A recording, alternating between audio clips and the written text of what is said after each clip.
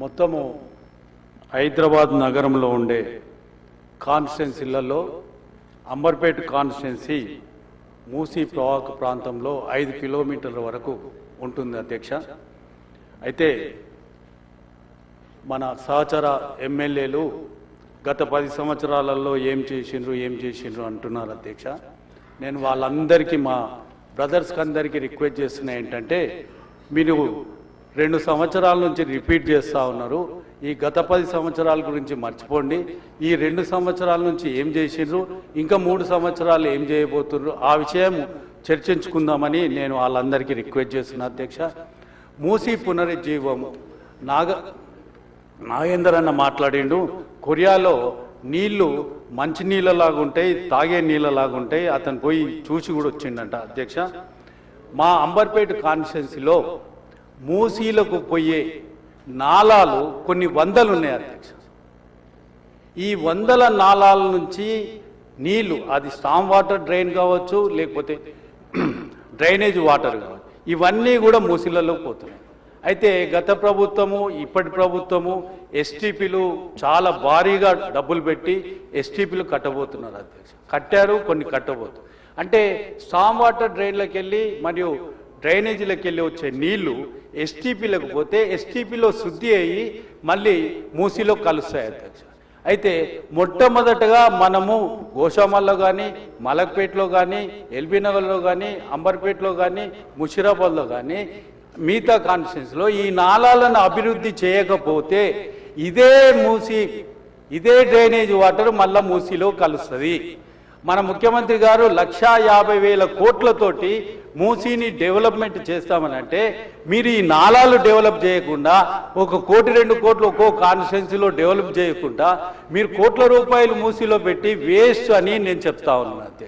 ముందు మీరు కాన్స్టిట్యున్సీలలో, గల్లీలలో storm water డ్రైన్లు, తర్వాత డ్రైనేజ్లు ఇవి స్టడీ చేసి వీటిని మొత్తము ఎస్టీపీలలోకి ఎట్లా పోవాలి, ఆ ఎస్టీపీలలో ఎట్లా శుద్ధి కావాలి, ఆ తర్వాత మంచి వాటరు మూసీలో కలవాలని మేమందరం కూడా కోరుతా ఉన్నాం.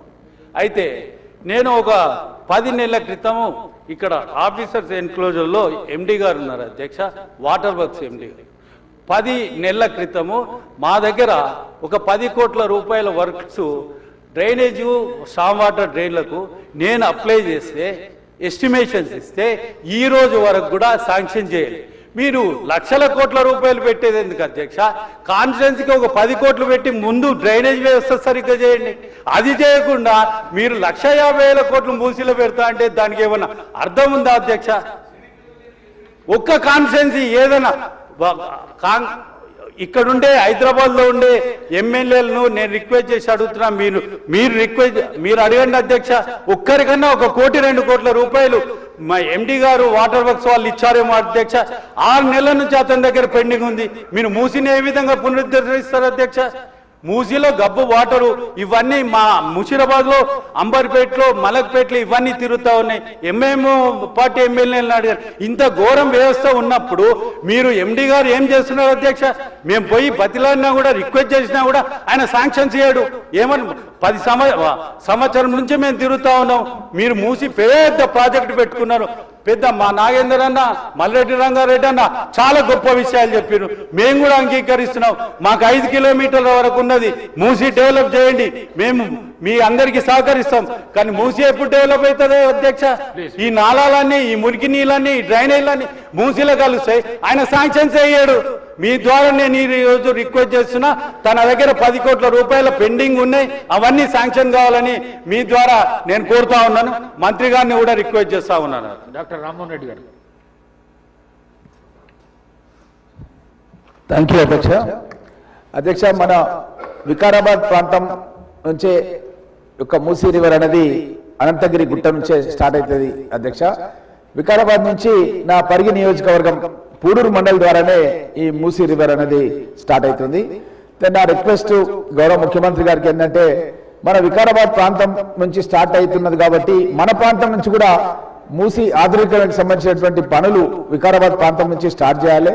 కాలువలు మన పూడూరు మండల్ పరిగి కాన్స్టిట్యున్సీ నుంచి కూడా పోతాయి కాబట్టి అక్కడి నుంచి కాలువలు వర్క్ స్టార్ట్ చేసి చెక్ డ్యామ్స్ కూడా పెట్టాలి అధ్యక్ష. ఎందుకంటే మనకు వ్యవసాయ ప్రాంతం, చాలా మంది రైతుల పొలాలకు నీళ్లు పోవాలంటే, బోర్లలో నీళ్లు ఉండాలంటే చెక్ డ్యామ్స్ నిర్మాణం కూడా చేయాలని చెప్పి గౌరవ ముఖ్యమంత్రి గారి దృష్టి తీసుకొస్తారు అధ్యక్ష.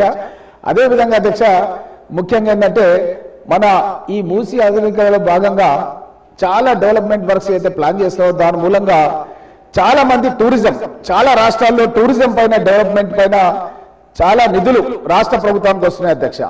మన గౌరవ ముఖ్యమంత్రి గారు, మన ప్రభుత్వం, కేబినెట్ కూడా ఏంటంటే మన రాష్ట్రంలో